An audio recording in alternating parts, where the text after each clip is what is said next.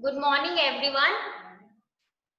As we have already completed our chapter 1, 2, and 3, we'll be starting with our chapter number 4, which is the Central Islamic Lands. Now, you all can see the name of the chapter is Central Islamic Lands. तो जैसे ही यहाँ से हम देखते हैं Islamic word, जो ये word आता है इस्लामिक, तो सीधा अपने सामने क्या है, इस्लाम एज अ रिलीजन आ जाता है. But in this chapter we will not be studying it as a religion. हम ये देखेंगे कि ये पॉलिटिकल और सोशल जो है कैसे एक डिफरेंट कैरेक्टरिस्टिक करके एक डिफरेंट एम्पायर बना है. If you remember when we were doing the previous chapter, यानी जब हम रोमन एम्पायर कर रहे थे तो हमने देखा था कि towards the end of the Roman empire जहाँ पे वो डिसइंटीग्रेट हो रहा था और डाउनफॉल हो रहा था, उस टाइम पे उस पे जो अरब वाले लोग हैं वो लोग भी अटैक कर रहे थे. और तब हमने चैप्टर एंड ही इसी नोट पे किया था कि बहुत बड़ा एक चेंज आएगा जब अरबिक और स्पेसिफिकली अगर बोले इस्लामिक रूल जो है इस एरिया में आ जाएगा. तो we will be studying about this only, and if we see in detail we will notice कि it is a kind of continuation कि कैसे मेसोपोटामिया से सिविलाइजेशन जहाँ पे हमने देखा था यूफ्रेट्स टाइग्रिस रिवर के आसपास, और रोमन एम्पायर भी उसके पास ही डेवलप हुआ था, फ्लरिश हुआ था, और वही आसपास वाले एरिया में अब हम देखेंगे इस्लामिक लैंड जो है वो एक्सपैंड होगी. So now we move on to the details of this chapter. So if you see this area, which I suppose is clearly visible on your screen, this actually tells us the geographical location of the area where the Islamic lands, or you can say the Islamic rule, will be expanding. Okay, so if we see the basic geographical information, we will see that the area is basically from Egypt to Afghanistan. Egypt, I suppose you all can easily locate it. I'll still help you to locate it. I am circling it with a red color. I suppose you all can see it. This is your Egypt. So it is starting from your Egypt and it is expanding till your Afghanistan. So now after this, so you should exactly know the location of this area. And then after this, we move on to the next important thing, which is the time period of this civilization. So when we talk about the time period of this civilization, we will see that it rose and grew from 600 CE to 1200 CE. So this is the time period of the Central Islamic lands. Now we move on to the next part. So obviously when we are starting with this chapter, the first thing that we should know its geographical information. So again focus कि Egypt से start होके ये expand होता है till Afghanistan तक, और इसका जो मेन टाइम पीरियड है it is from 600 CE to 1200 CE. Now we move on to the sources of this time period. यानी ये जो टाइम पीरियड है या ये जो हम इस्लामिक वर्ल्ड के बारे में पढ़ रहे हैं, इसके बारे में अपने को पता कहाँ से चलता है? तो we have obviously many evidences regarding this also. Now when we started with this whole you can say the history as a subject, तब हमने फर्स्ट टॉपिक यही किया था कि हिस्ट्री के बारे में अपने को कैसे पता चलता है, थ्रू वेरियस सोर्सेज. क्यों? क्योंकि उस टाइम ना अपने प्रेजेंट थे ना कोई अपना नोन प्रेजेंट था. तो when we are talking about very you can say ancient times या मिडिवल भी बहुत पुराने टाइम की बात करते हैं, तो हम क्या करते हैं, जो हिस्टोरिक चीजें होती हैं उनके बारे में हमें पता चलता है सोर्सेज से, सोर्सेज ऑफ हिस्ट्री. और हर चैप्टर में हम उस एम्पायर या उस टॉपिक से रिलेटेड पहले सोर्सेज देखते हैं. तो similar is the case with this chapter. तो सबसे पहले हम देखेंगे कि ये जो टाइम पीरियड है इसके बारे में अपने पास जो सोर्सेज हैं वो सबसे पहले है क्रॉनिकल्स, जिनको तवारिख भी बोलते हैं. तवारिख या क्रॉनिकल्स क्या होते हैं?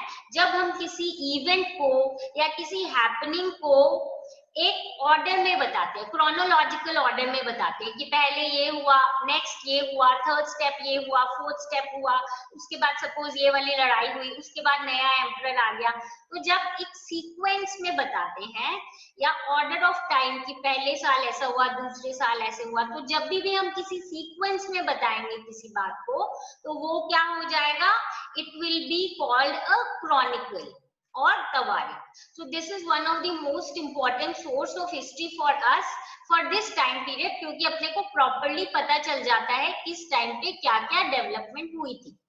नेक्स्ट आ जाते हैं सेमी हिस्टोरिकल वर्क्स, ठीक है, सीरा, बायोग्राफीज। इसमें जो टर्म्स है ना वो जनरली थोड़ी अरेबिक है, इसीलिए थोड़े अपने को नए लगेंगे ये वर्ड्स।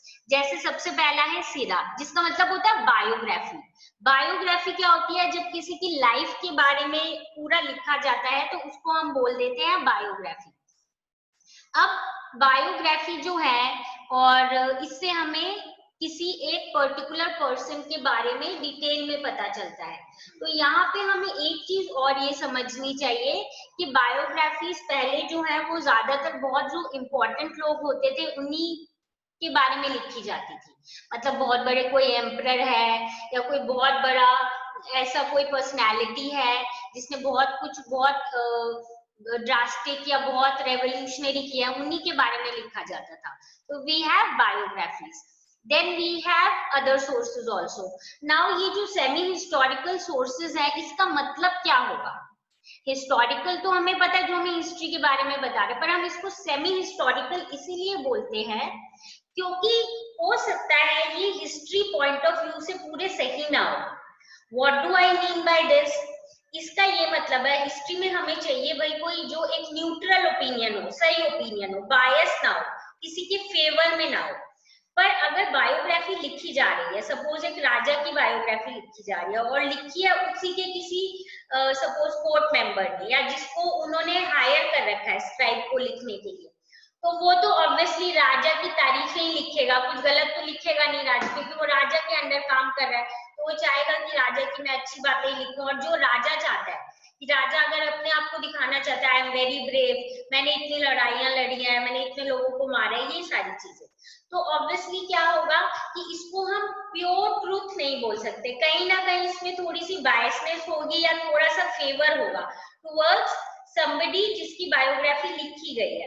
इसीलिए हम इसको थोड़ा सा सेमी हिस्टोरिकल बोल देते हैं। मतलब अगर एज ए हिस्टोरियन अगर हम इनको पढ़ना चाहें तो हमें है ना थोड़ा सा दिमाग लगा के इस चीज को देखना पड़ेगा कि लिखा हुआ तो क्या ये टोटली सही है या भाई एक्स्ट्रा ही तारीफें लिख रखी है, बहुत ज्यादा फ्लैटर कर रखा है किंग को, सो दैट द किंग और the emperor is happy and he is उसको अपने कोर्ट में तो रख ही रहा है but he is also rewarding that particular person.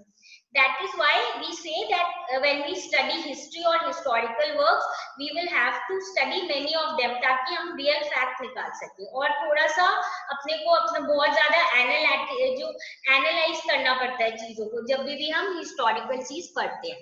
ये तो हो गया अपना बायोग्राफीज के बारे में। नेक्स्ट अपने आ जाते हैं हैडिथ। ये क्या है? ये है recording of sayings and doings of profit. You already know कि जो अपना ये इस्लामिक जो पूरा रूल है या जो इस्लाम एज ए रिलीजन या सोसाइटी या कल्चर में अगर हम देखें तो they are basically people who believe a lot on prophet Mohammad.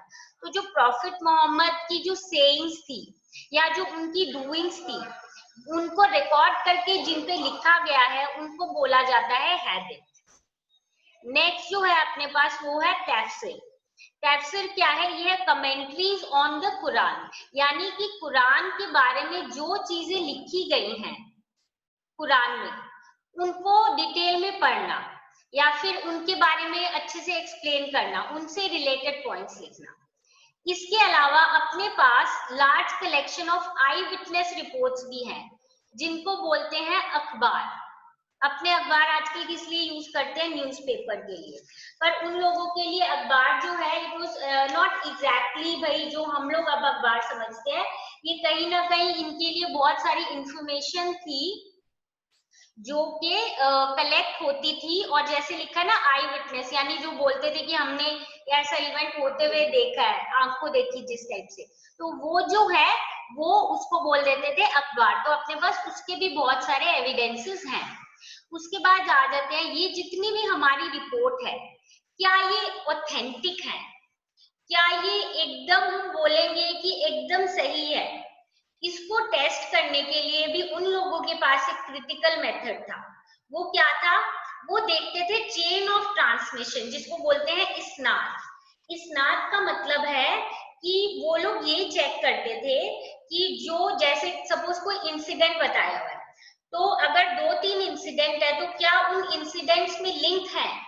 अगर लिंक में है इसका मतलब कहीं ना कहीं गड़बड़ी है, क्योंकि जो भी अपनी सोसाइटी में होता है अचानक से एक दिन तो होता नहीं है, धीरे धीरे होता है। तो जो उन्होंने बात बताई है अगर वो कंटिन्यूअस है और उसमें लिंक बैठा है, इसका मतलब तो जो इंफॉर्मेशन है वो सही है, रिलायबल है, और ये तब वो उसको मानते थे थोड़ा बहुत ऑथेंटिक। तो इससे हम ये भी देख सकते हैं कि क्या जो बता रहा है, जो नरेटर है, वो कितना रिलायबल है, और क्या उसने जो बातें लिखी है वो सच में सही है या नहीं है।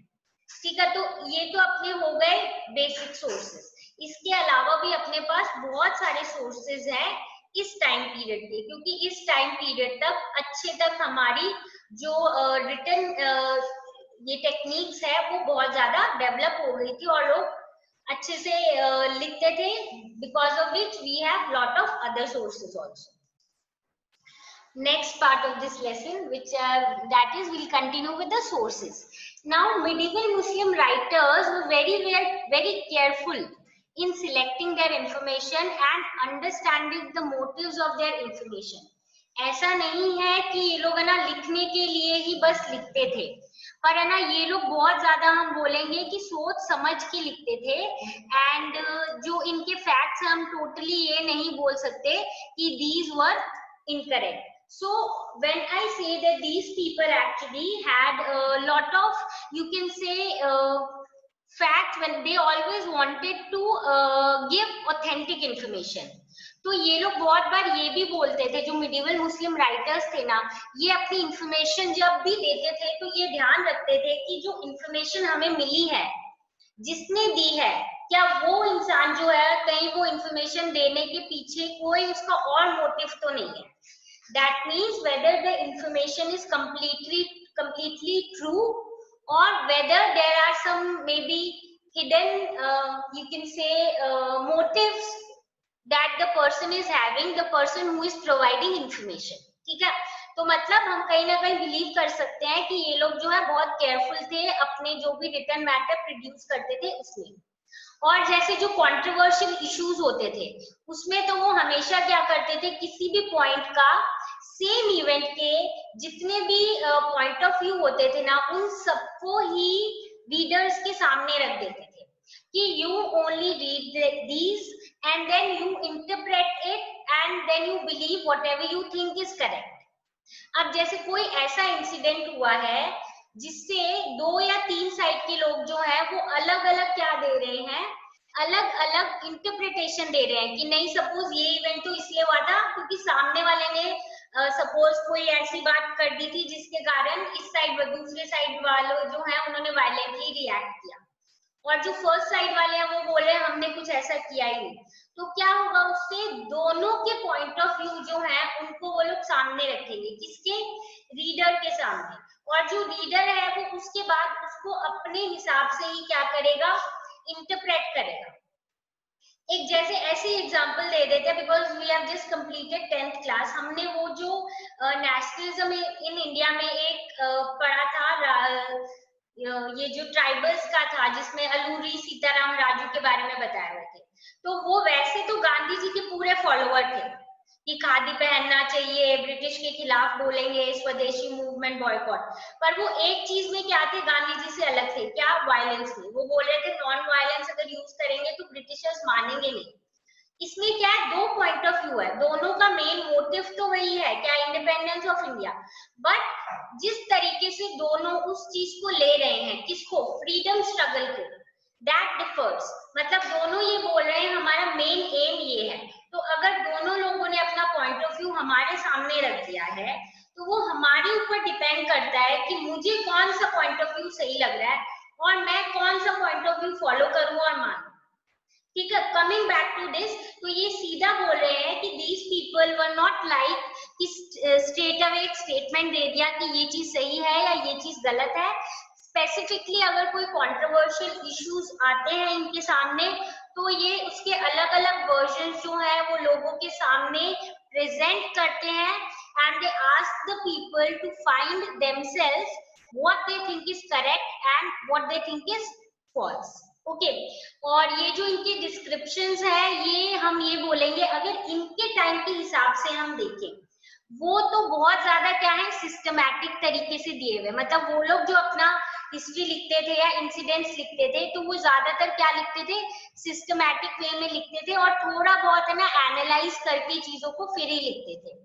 और ये जो कलेक्शन ऑफ अखबार है जिसको हम बोलते हैं, जैसे मैंने बोला था आई विटनेस बोलते हैं, और या फिर कहीं से कोई इंफॉर्मेशन ले ली, ये लोग लेस इंक्लूड करते थे बिकॉज मे बी यहाँ पे ऑथेंटिसिटी ऑफ जो विटनेस है वो एक क्वेश्चन मार्क हो जाती थी फॉर देम। तो वो जो इवेंट्स को है एक सीक्वेंस में देते थे, सिस्टमैटिक तरीके में देते थे और एनालाइज करके देते थे, क्योंकि अखबार में तो हो सकता है एक पर्सन ने बोला मैंने ऐसे देखा, दूसरे ने सपोज इंसिडेंट में बीच में गैप छोड़ दिया, कोई उस समय था ही नहीं देखने वाला या कोई विटनेस नहीं मिला उसके बारे में, 1 घंटे बाद का इंसिडेंट लिख दिया, तो वो प्रॉपर सीक्वेंस में नहीं होता है। अब जो best of the works in Arabic है अपने पास वो है तारिक ऑफ तबारी, जो कि ट्रांसलेटेड किया गया था into English and it after translation into English it included 38 volumes. You all know when the books are written in volumes तो same book के अलग अलग volumes में वो series होती है। तो सोचो कि the work is so intense कि it has been after translation included in 38 volumes of that book. Now that is not all with the sources. We have more of sources of this time period. Persian documents भी हैं अपने पास पर वो कम है and more detailed about Iran and central Asia, मतलब जो Persian documents है ना वो ज्यादातर जो है अपने वो ईरान के बारे में ही बता देते हैं। जो इससे पहले वाले हम पढ़ रहे हैं वो जनरली अरबिक लैंग्वेजेस में है। और अब जो है सोर्सेज जैसे आसपास की जो एरिया है जो टोटली भाई अरब के अंदर नहीं आए थे, पर वो लोग भी कुछ ना कुछ ऑब्वियसली अपने जो आसपास वाले एरिया में हो रहा है उनके बारे में लिखेंगे। तो ये थे पर्शियन डॉक्यूमेंट्स जो ज्यादातर ईरान में जो चेंजेस आ रहे थे उनके बारे में लिख रहे थे, और सेंट्रल एशिया और जहाँ पे भी इनका लिंक अरब से होता है वहां पे हम क्या करते हैं कि वहां पे हम कोशिश करते हैं कि जितना भी अरब से रिलेटेड या इस्लाम से रिलेटेड इंफॉर्मेशन है उसको हम क्या कर लें यहाँ से यूज कर लें अगर हम इस एरिया के बारे में ज्यादा जानना चाहते हैं। अब वी नो उस टाइम क्रिश्चियनिटी भी थी, रोमन सोसाइटी में ऑलरेडी एक्सपैंड हो गई थी, स्प्रेड हो गई थी, तो उसके भी अपने पास बहुत सारे क्रॉनिकल्स है पर वो सिरियाक में लिखे हुए हैं जो एक अरामिक वाली लैंग्वेज है। ये भी अपने को हिस्ट्री ऑफ इस्लाम के बारे में थोड़ा बहुत बताती है। अब सिंपल सी चीज है, देखो हमने देखा था कि वहां पे क्रिश्चियनिटी थी रोमन एम्पायर में, अब उनके ऊपर कंट्रोल कौन करने की कोशिश कर रहे हैं, ये अरबिक लोग यानी इस्लामिक वाले लैंड वाले लोग। तो ऑब्वियसली वो लोग अपनी बुक्स में लिखेंगे ना कि हमारे ऊपर इन लोगों ने अटैक किया, ये लोग ऐसे हैं, ये लोग यहाँ से आए हैं, इस टाइप की इनकी आइडियोलॉजी है, ये इनकी सोच है, ये लोग ऐसे हैं। तो वो सारी इंफॉर्मेशन भी अपने को क्रिश्चियन क्रॉनिकल से भी मिलती है अबाउट इस्लाम। क्रॉनिकल्स के अलावा अपने पास लीगल टेक्स्ट है, ज्योग्राफीज है जो बताई हुई है उस टाइम के बारे में, ट्रैवलॉग्स है। ट्रैवलॉग्स क्या है कि जो लोग ट्रैवल करते थे एक जगह से दूसरी जगह वो उससे रिलेटेड इंफॉर्मेशन देते हैं। लिटरली वर्क्स है, मतलब जो भी सपोज पोएम स्टोरीज इस टाइप के वर्क है वो भी लिखे गए हैं, उनसे भी अपने को पता चलता है। अगर आज today I ask you to write a story, you will write a story where I can find the incidents जो आज की प्रेजेंट लाइफ से कहीं ना कहीं लिंक है, या जो सोसाइटी है उससे जो आसपास एनवायरनमेंट है उससे लिंक है, तो उससे भी अपने को उस टाइम के बारे में पता चलता है। लीगल टेक्स्ट यानी जो लीगल जो गवर्नमेंट ने इंफॉर्मेशन दी है, गवर्नमेंट ने जो भी नोटिस दिए हैं उनसे पता चलता है। ज्योग्राफी यानी वहां के किस एरिया के थे। ट्रैवलॉग जो ट्रैवलर्स थे वो जो लिखते हैं, और literary works, poem, stories etcetera. इसके अलावा डॉक्यूमेंट्री एविडेंसेस, ऑफिशियल रिकॉर्ड जो गवर्नमेंट रखती है, ऑफिस वाले रखते हैं अपने से अपनी गवर्नेंस से रिलेटेड या इंपॉर्टेंट इंफॉर्मेशन से रिलेटेड, प्राइवेट लोग जो वो लोग भी कुछ ना कुछ रिकॉर्ड रखते हैं वो, और ये ज्यादातर ग्रीक और अरबिक में लिखी जाती थी। एंड पेपराई अपने को पता ही है, वो पेपरस एक स्पेशल काइंड ऑफ रीड थे जिसपे वो पहले इजिप्शियन लोग लिखते थे और थोड़ा कंटिन्यू हो गया था। देन उसके बाद अपने पास आ जाते हैं ये जो एक टर्म है विच इज जेंजा रिकॉर्ड्स। ये क्या है, मिडिवल जो ज्यूइश लोग थे उन लोगों ने कलेक्ट कर रखे थे बहुत सारे इंफॉर्मेशन, और वो उनको सील्ड रूम में रखते थे। और ये जो है उसके बाद हम बोलेंगे कि ये भी अपने को बहुत ज्यादा क्या प्रोवाइड करते हैं, अपने को इंफॉर्मेशन प्रोवाइड करते हैं regarding this period. So with this we have completed the sources, or the you can say the part which tells us about the Islamic world.